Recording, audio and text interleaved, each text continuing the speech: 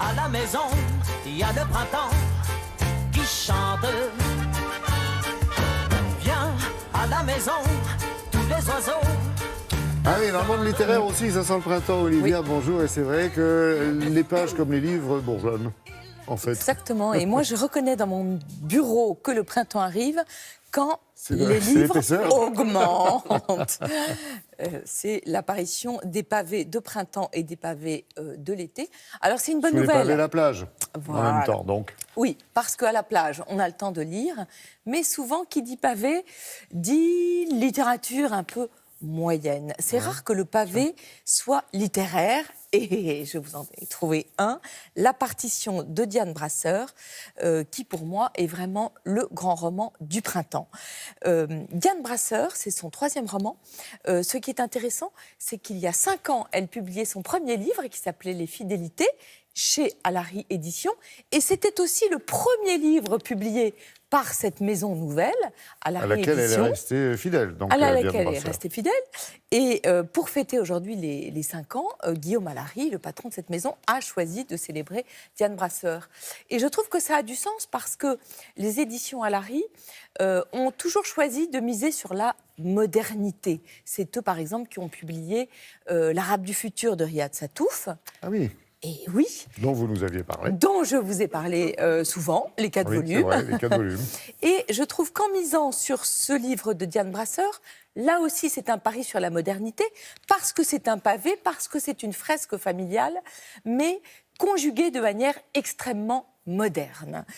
C'est ça que j'aime beaucoup dans ce livre. Alors c'est donc une grande fresque familiale qui commence par la fin, par Tiens. un homme dans la rue. On est en 1977, il s'appelle Bruno K. Il a dans son portefeuille des billets pour aller au concert à Genève ce soir, sauf que tout d'un coup, il s'écroule dans la rue, sort de sa bouche un juron qui n'est pas celui du professeur de littérature distingué qu'il est, et il meurt. Le chapitre d'après, on va annoncer la nouvelle de sa disparition à son frère, violoniste qui devait jouer le soir même. Et le 3e chapitre, on va annoncer sa disparition à son autre frère. Ces 3 frères, la vie les avait séparés. Pourquoi ? Hop, on retourne en arrière et c'est ce qu'on va découvrir au travers du personnage de leur mère, Koula. Ce qui est très beau dans ce livre, c'est que chaque chapitre s'ouvre par un fragment de lettre qui donne une sorte d'intensité dramatique tout à fait particulière parce qu'on ne comprend pas forcément de quoi il s'agit, mais on comprend que cette famille, ces 3 garçons, ont grandi séparément et sûrement pour des raisons tragiques. Procéder de la lettre comme ça, c'est pas nouveau, mais ça fonctionne bien. Ça fonctionne très bien. Et ce qui fonctionne très bien, c'est le personnage de la mère, Koula, qui est grecque.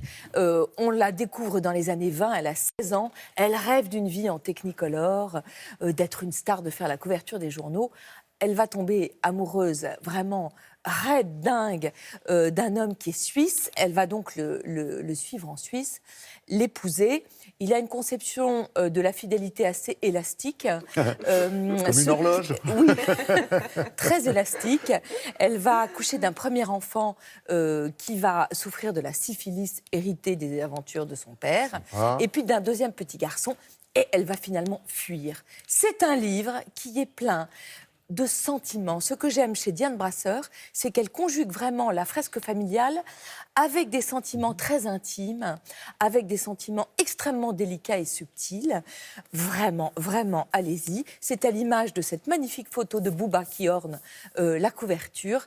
C'est une fresque, c'est moderne, c'est extrêmement bien écrit. Un brin d'enquête, j'ai l'impression quand même, un brin de découverte comme ça et d'énigme. Exactement, Ouais. parce que on ne sait pas au début du livre pourquoi cette famille en est arrivée là. C'est chez Alary Éditions.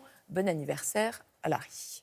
Ensuite, la revue Charles, vous l'avez sous la main parce Oui. qu'elle fait sa mue, c'est-à-dire qu'il y a du changement dans l'air. Il y a du changement, c'est toujours une revue qui parle de politique, mais de manière décalée. Et je pense que c'est très important aujourd'hui où il y a une fracture, où il y a une méfiance à l'égard de la classe politique, d'essayer de trouver des mots différents pour parler de politique aujourd'hui. C'est vraiment ce que fait Charles, avec notamment un dossier sur la bataille de Paris l'année prochaine, une grande interview d'Anne Hidalgo, qu'on l'aime ou qu'on l'aime pas, je trouve que c'est passionnant de l'écouter, un portrait de Gaspard Ganzer par un écrivain, Johann Zarka, parce que c'est ça qui est intéressant dans ce livre, c'est de mêler la littérature avec la politique, avec le reportage. Vous avez aussi une grande interview de Francis Lalanne sur la politique. Alors Francis Lalanne se compare à Mozart, ce qui m'a fait assez rire.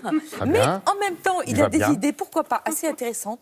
Il y a aussi une très bonne enquête sur la bataille à Paris entre ceux qui veulent dormir et ceux qui veulent sortir. Ah, j'ai eu peur. Et oui, ça s'appelle Charles, le journal politique de Yann Moix.